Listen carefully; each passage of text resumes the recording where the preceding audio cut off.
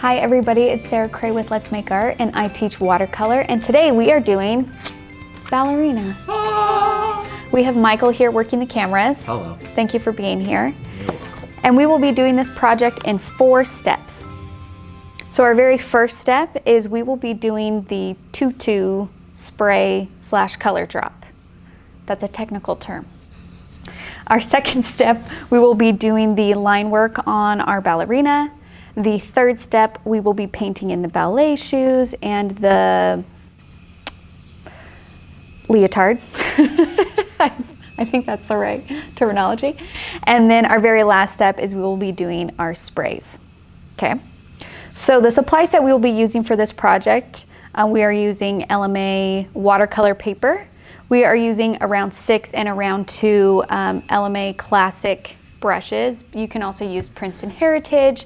There's a bunch of different types of brushes out there. Use whatever you have, but the sizes we're using are round 2, round 6. I use some Holbein soft tape to tape my paper down so it doesn't warp while I'm painting.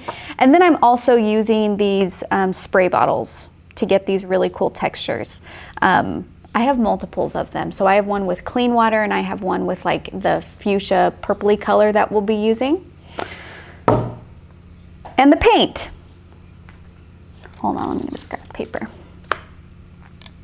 We're using 2 colors. We are using amethyst, gorgeous purple.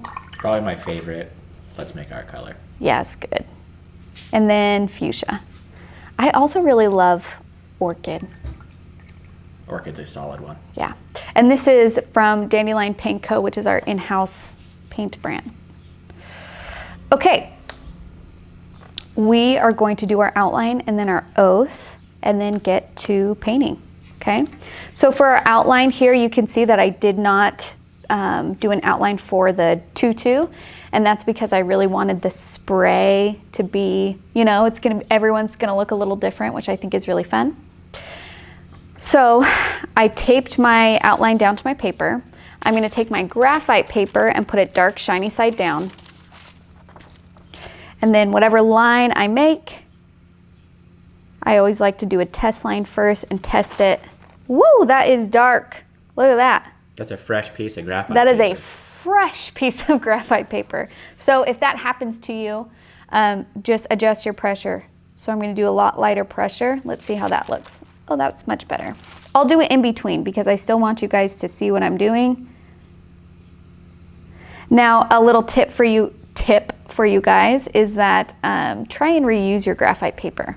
It gets much better with age, which means it does not get as sensitive as it gets older. A lot of the graphite starts to rub off, so then it doesn't leave as dark of a line.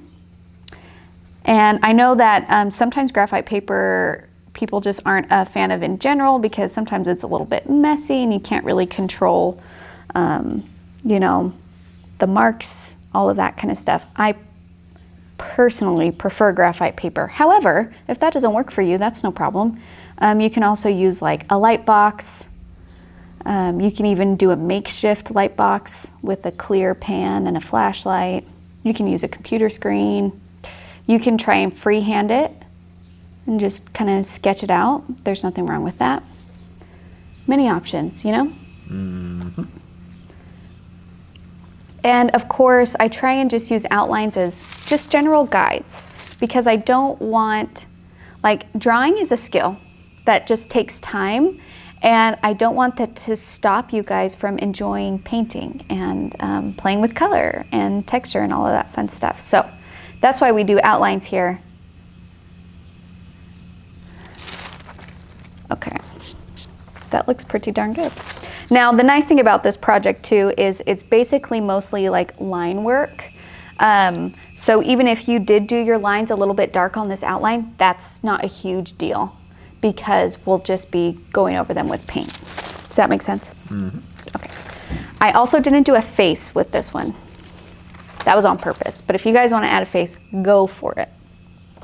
Okay, let's do our oath. So if you can raise your right hand and repeat after me. I promise to be kind to myself. I promise to be kind to myself. I promise not to compare my work. I promise not to compare my work. And I promise to have fun. And I promise to have fun.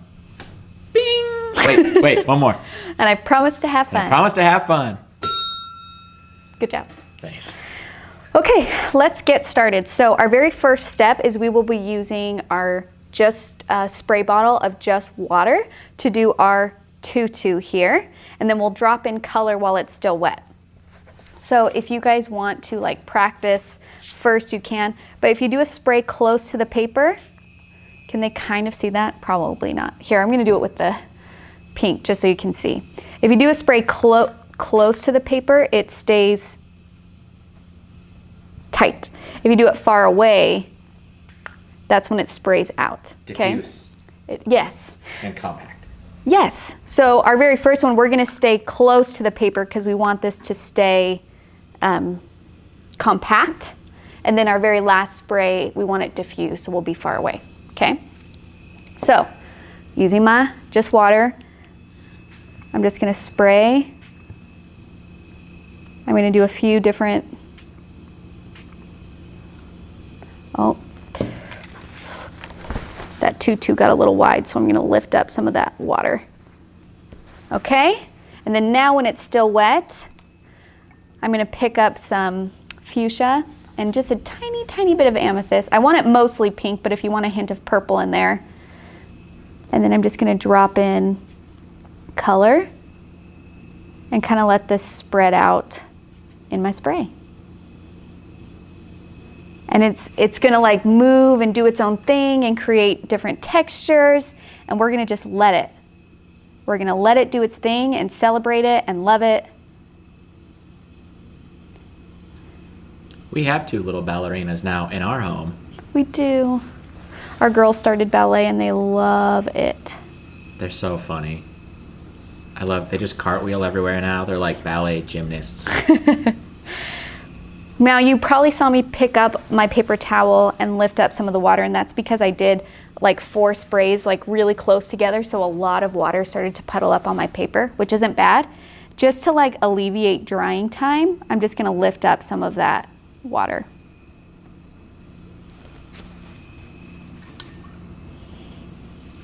Okay, and we're gonna let that, we're just gonna let that do its thing and dry, and as it dries, it's gonna kind of move around. And we're gonna move on to step 2. We're gonna start doing our line work. So I want you to grab your round 2, mix together some more fuchsia and amethyst, and again, you guys get to control the ratios here. If you want a more purpley color, use more amethyst. If you want a more pink color, use more fuchsia. And what I'm excited about for this project too is this is a great lesson in line work. So practicing thin lines. So I picked up paint. I want my lines to stay pretty thin. So I'm going to do a vertical hold. And I'm just going to follow my outline. Now I want to point out that I am not resting my wrist on the paper. If you rest your wrist on the paper, you can still do line work. It just limits how long you can make it. So if I'm doing the shoe and only the shoe, that's okay, because that's just a little bit of space. So I can really rest my wrist. But if I want to do the rest of the leg in one stroke without stopping, I can have my wrist touch the paper, but I'm not putting my weight and resting it. I'm kind of keeping my arm up. And if you guys play piano, it's the similar way where I was taught piano, you keep your wrist up and you're kind of holding it up and moving from your shoulders and your elbows instead of resting your wrist down and doing this. Okay, same thought. Piano is something I always wish I learned. I took lessons for a few years and unfortunately I stopped. I wish I would have kept going. You should pick it back up again. I should. Let's make art piano. We gotta get a piano then. Let's do it. All right, Keenan should be the teacher of that. Keenan should. Keenan is a great Keenan's great at piano. player. Okay, so I got my paint, vertical hold. I'm gonna not rest my wrist so I can continue doing one stroke. Boop. Okay. And I'm just gonna follow the lines on all my ballerina, all over it. And like, just so you know, the silhouettes of the hands get a little bit, you know, funky. That's normal, it's okay. But if you guys want to adjust anything or you're like, nah, those fingers look weird, go for it. Like, this is your painting. You can make any adjustments that you see fit.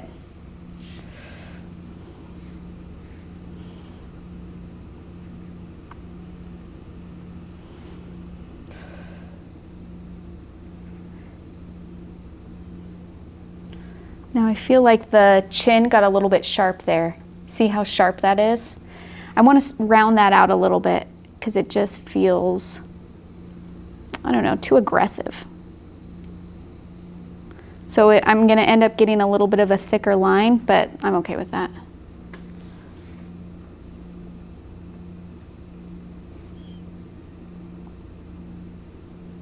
And if you guys want to do like, I don't know, I also love this project because it has motion to it. You know what I mean? Like the implied lines here, we got strong implied lines going up and down and across to the right. So it feels like there's movement, right? Which is super exciting. And you guys can accentuate that with other things. You can have her hair moving. You know what I mean? You can even do the spray going up in those directions instead of across like I have. You know what I mean? Like really play with it. I remember when you were in college, I feel like you were doing like an implied movement study where you had to, how do I describe this? Like show the shape of someone with a line, or like show that someone was sitting with a line. Do you remember that? Yeah. That was so interesting to me. So that's called gesture. Gesture. Gesture is when you capture the movement and angles of the body quickly. And you can do that just with like quick lines and things like that. It's super, super helpful when you're trying to, especially when you're trying to learn how to draw. So like how I learned how to do gesture is our teacher would give someone like a broom or something. And he would be like, okay, do don't do like just a static pose. Do like a, you know, like move your body and hold it for 30 seconds. And then that person would go in the middle of the class, hold a broom, hold something for 30 seconds, and we had 30 seconds to capture that movement and that gesture and that posture. And the reason why it's timed is because not only does it help you understand how to approach angles quickly, like what angle was the broom at, or what angle is the body at, like that's a really great thing. And also it teaches you how to do proportion as well. So it's just like a really great exercise in general, but yeah, that's what this reminds me of, is just like capturing a moment and trying to get the proportion and the line work correct within the body. Our friend Ashley has a tattoo in that style. Yes. I always liked that tattoo. It's beautiful.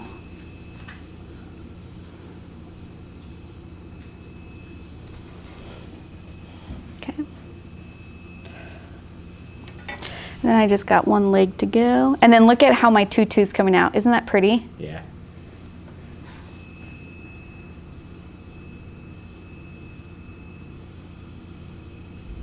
I feel like some of these tutorials, I like suggest something and some people paint it and tag me in it. Yeah.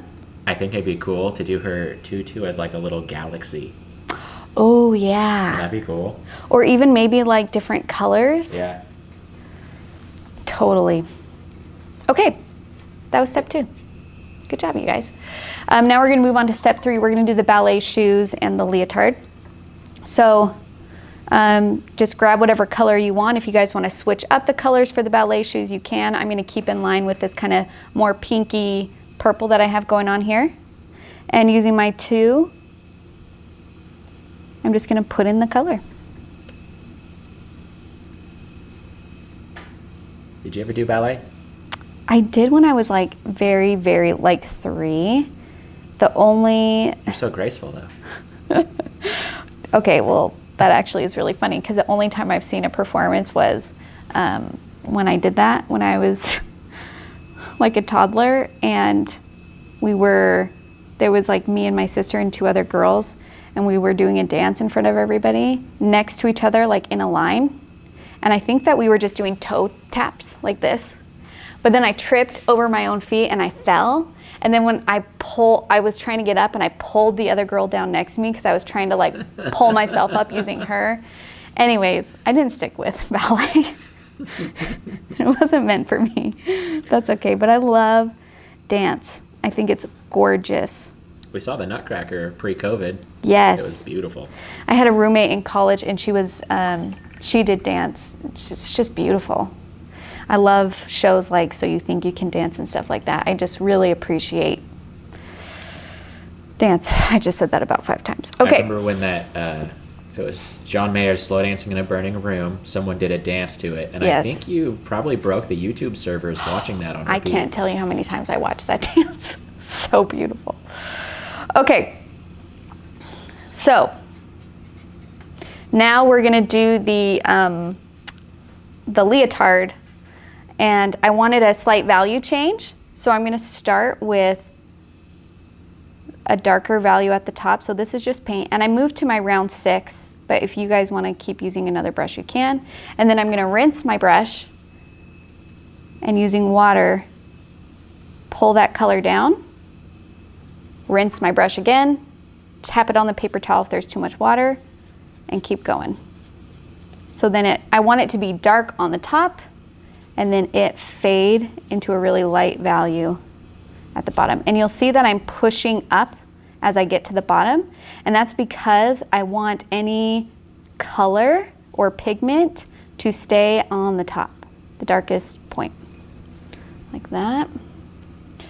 And I kind of want this to blend a little bit better into my tutu.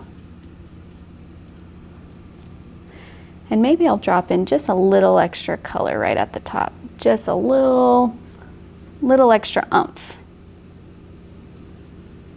And again, this is your painting. You guys can do this differently, make it an even wash, change the color, do designs on it. Stripes. That would be cool.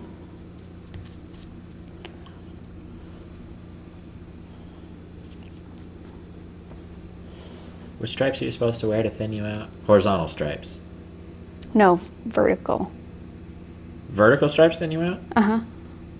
Because they make you longer. Because they make you look long. Horizontal stripes make you look wider. Because Hamburger hot dog. yeah, Is that what we're talking about? yes. Okay. Now we're on our very last step, which I think is the funnest part, which is we are going to be doing a spray across this ballerina. So it is handy to have a paper towel because then you can cover the spots that you don't want the spray on. So I wanted my spray to come across this paper to one kind of like create another implied line and follow the movement of her body, right? Because she's leaning this way, going that way. But you guys can do whatever you want. If you just want to keep it over here, that's totally fine. So I'm just going to set up my paper towel going across this way. I'm going to use an extra sheet of paper going across this way. Okay. And then taking my spray with some pink, and I'm going to do far away sprays.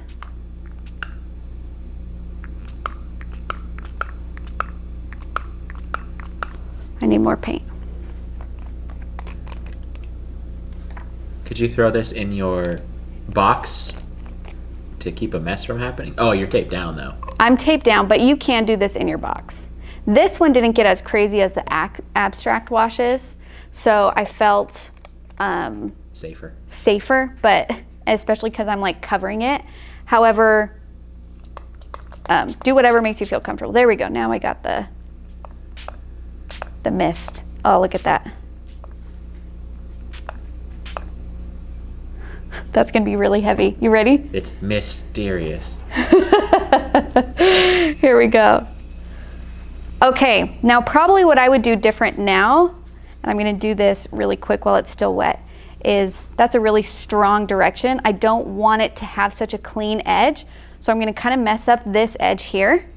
I kind of like it. With the paper towel. I mean, it's whatever you want. It looks like a spotlight to me, like she's on stage. Oh my gosh, yes. Right?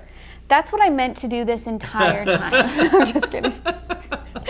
But I love that, and you can keep that. Or if you want to even it out a little bit, you can take off, I'm gonna take it off and kind of like do a little bit of spray along and soften that like area. You see what I'm saying? Mm-hmm. Oh yeah, that's cool. Maybe a little bit more over here. This poor mat that I'm on. I don't know who handles the mats, but someone's going to be upset. Me. Okay. And then if you want to lift, like let's say you did a big one and it's too dark and you're like, ooh, I like that, but I don't want it to be as dark, you can always lift with your paper towel.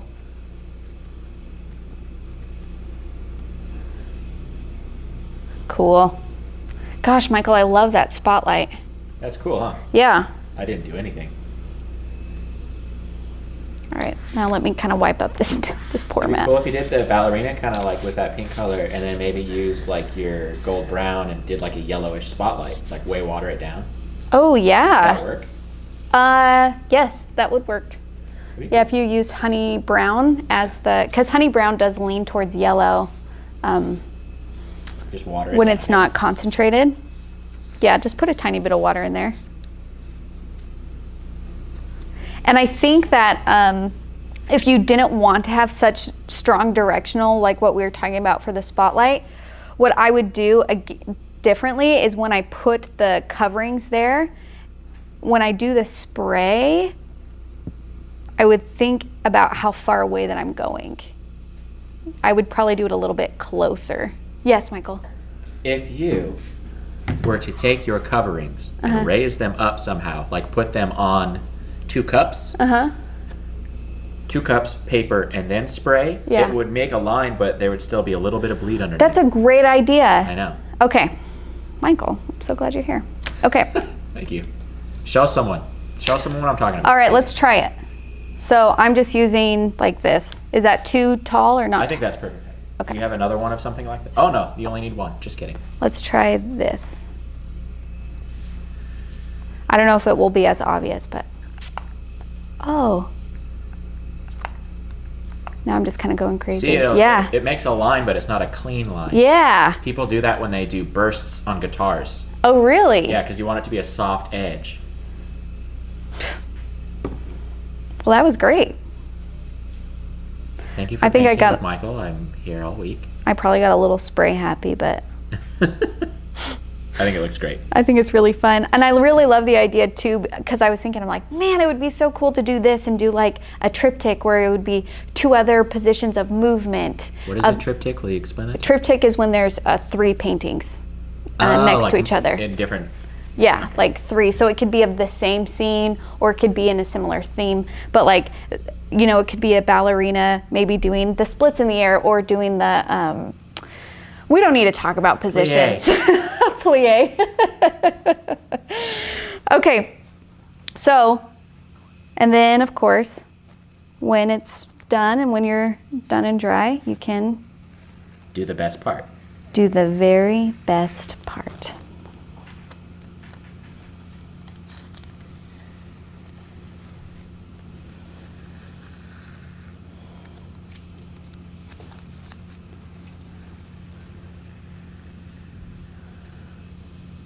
Just carefully, softly removing. It's so nice. You can hear the tape coming up. It's like the most relaxing noise. Yes. Beautiful, magical, clean edges. That's our project. It's beautiful. We did it. Good job, you guys. I can't wait to see what you come up with. I can't wait to see how you make this your own. If you need any of these supplies, you can find them at letsmakeart.com.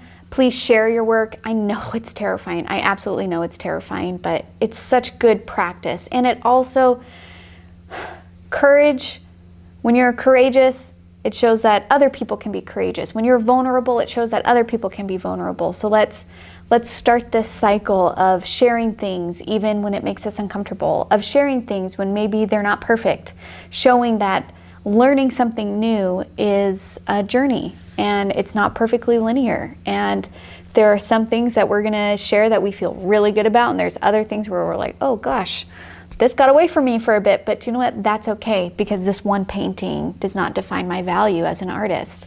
And we need to step away from that. We need to free ourselves of that.